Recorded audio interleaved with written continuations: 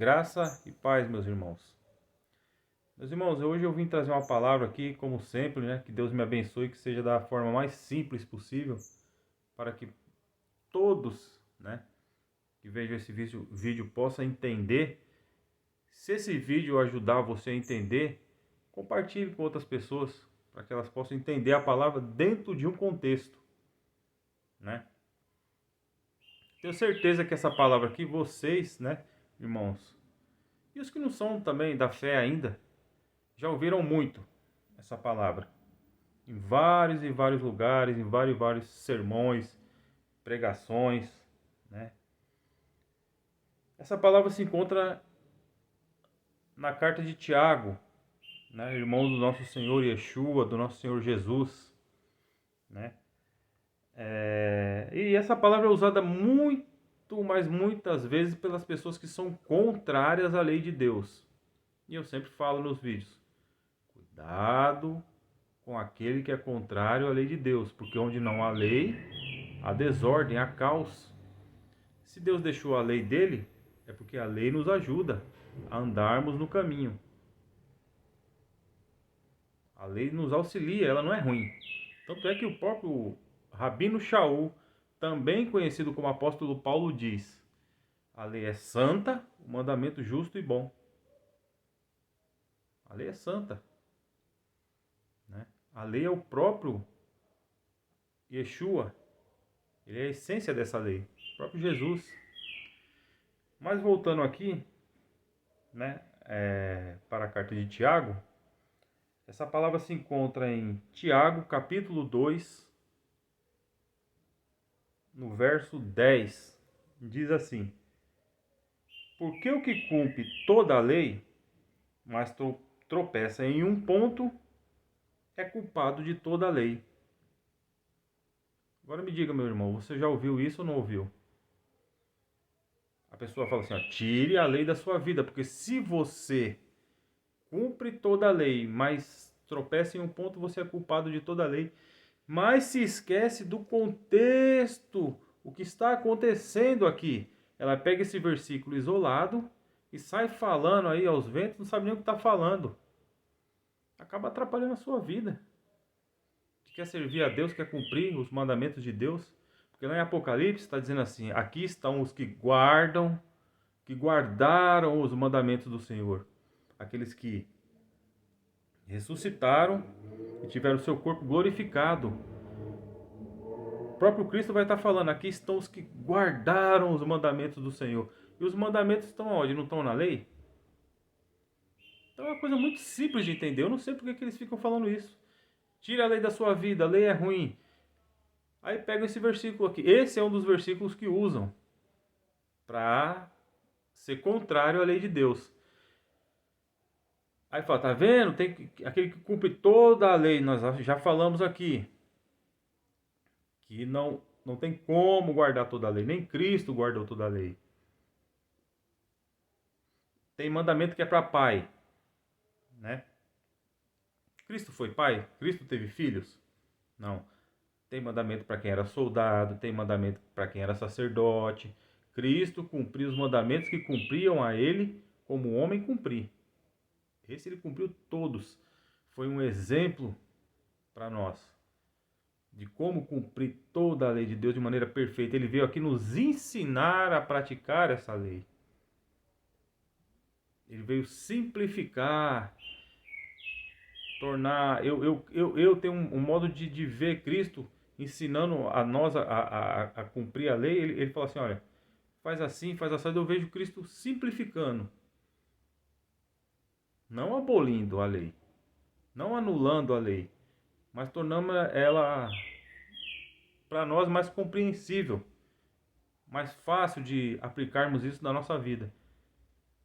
Então é isso que Cristo veio fazer. Mas as pessoas que são anti-lei, antinomistas, usam de versículos como esse, mas se esquece do contexto que aqui está escrito.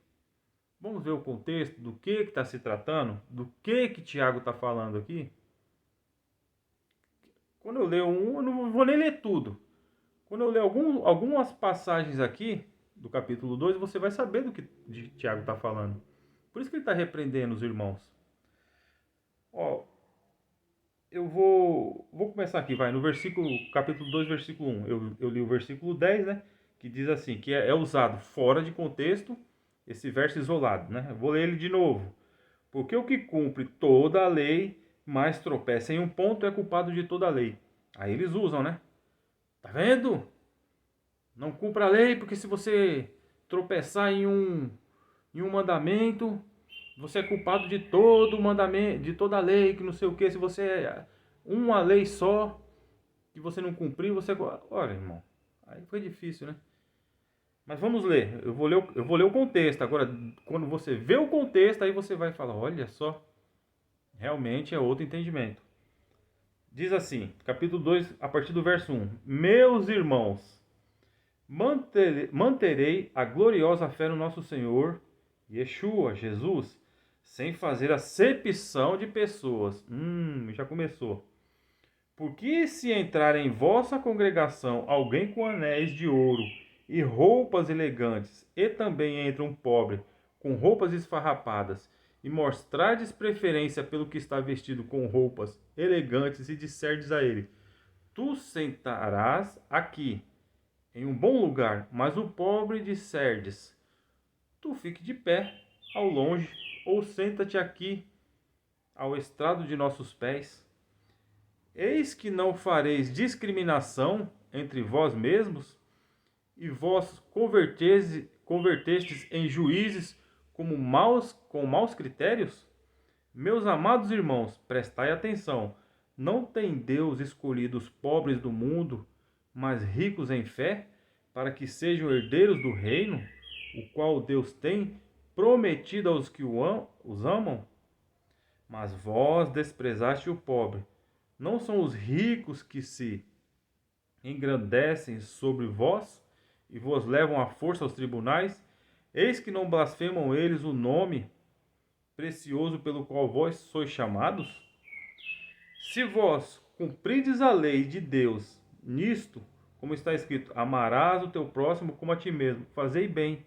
Mas se fizerdes discriminação, cometereis pecado, e sois condenado pela lei como transgressores da lei. Aí vem o versículo 10.